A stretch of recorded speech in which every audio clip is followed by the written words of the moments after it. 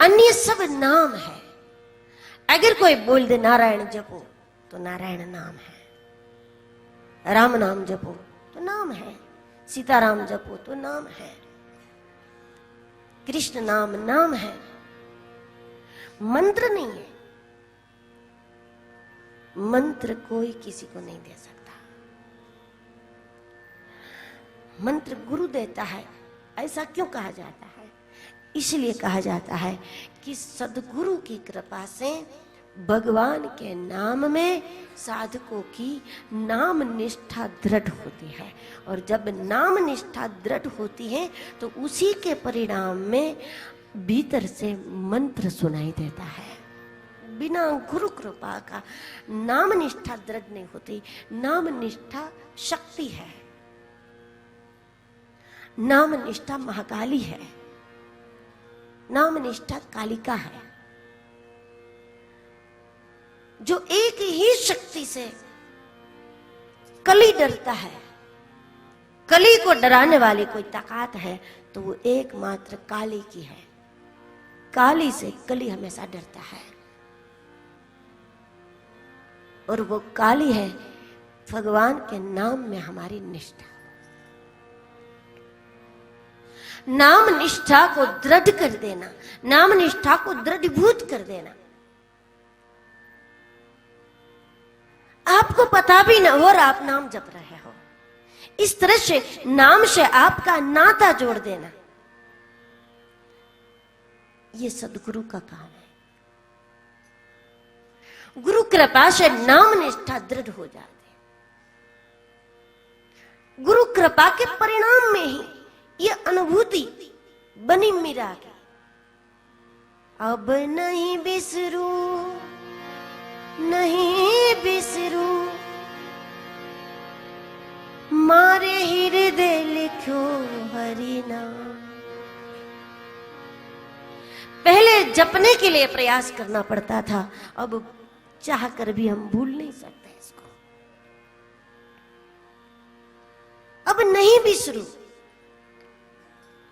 पहले शिकायत रहती थी कि हम भगवान का नाम तो लेते, कब छूट जाता है पता भी नहीं चलता। भजन तो करते हैं लेकिन कब भूल जाते हैं, कब संसार की बातों में लग जाते हैं, और कब नाम सरक जाता है हमारी जबान से और दूसरी बातें आ जाती है, पता नहीं रहता। संसार की बातें करते हुए भी हमारा वो तार चलता रहे, वो सुरती लगी रहे। ऐसा हो गया, मीरा ने कहा कि जब दूसरी बातें मीरा करती है तब भी नाम नहीं छूटता। मारे हृदय लिखो हरि नाम। अब नहीं भी शुरू, अब इसको हम नहीं भूल सकते चाह कर भी। ऐसा क्यों हुआ? मारे सद्गुरु दियो बताए। कारण ये है इसका, मारे सद्गुरु दियो रे बताए। नहीं बिसरू, नहीं बिसरू, मारे हृदय लिखो हरि नाम। मीरा बेटी महल में, महल में, मीरा बेटी महल में, उठत बैठत राम, उठत बैठत राम। सेवा करती साधु की, सेवा करती साधु की। अब और ना दूजो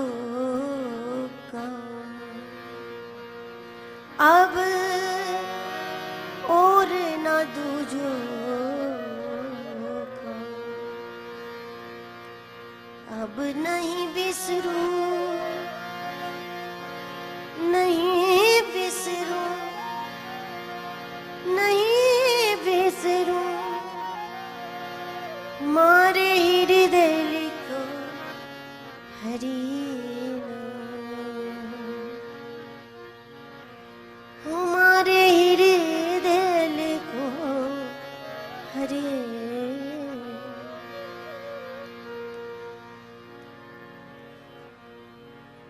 तो सब नाम है, नाम नारायण की कृपा से परिणाम में कोई मंत्र उठता है, आत्मा की आवाज को मंत्र बोलते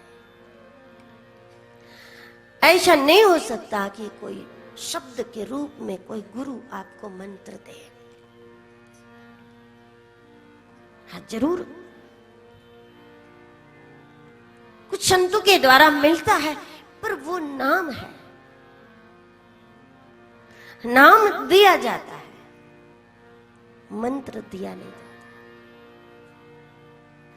अगर शिष्य को मंत्र मिलता है तो उसमें केवल गुरु की कृपा कारणभूत नहीं है, अगर मंत्र मिल गया तो इसमें शिष्य की प्रज्ञा भी कारणभूत होती है। शिष्य को गुरु के द्वारा नाम मिलता है तो इसमें केवल गुरु कृपा साबित होती है कि उन्होंने आपको कह दिया कि ये जपो। हमारे लिए गुरु का हर वाक्य, गुरु की हर बात मंत्र है, ये बात और है। मंत्र मूलम गुरुर्वाक्यम, उनके हर सूत्र को हम मंत्र समझ लें और उसको धारण करने का प्रयास करें। उनके द्वारा शब्द के रूप में नाम दिया जाता है, उसमें केवल उनकी कृपा कारणभूत है, शिष्य का इसमें कुछ नहीं।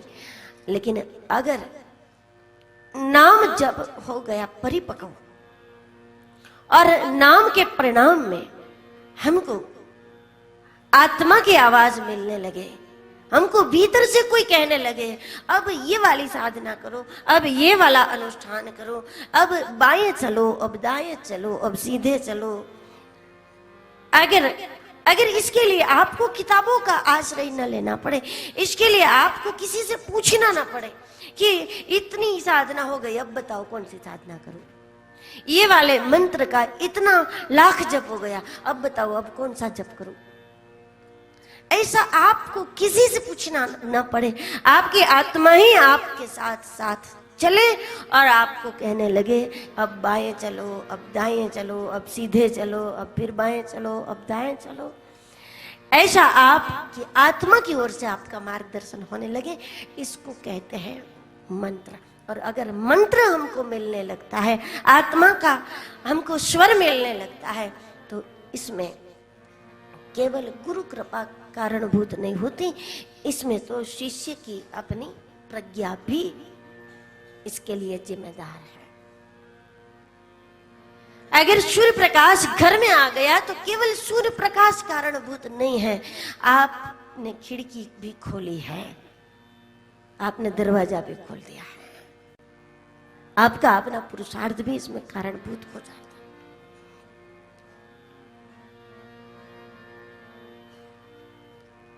तो नाम शब्द देते हैं, परिणाम में नाम से कोई मंत्र हमारे अंदर से उठता है, और जिसको मंत्र मिलता है उसको कभी कहीं से मार्गदर्शन नहीं लेना पड़ता, पर सत्संग के द्वारा हमें जो प्राप्त करना है वो है कोई ऐसा सूत्र, जो एक सूत्र हमारे लिए एक ऐसी चाबी बन जाए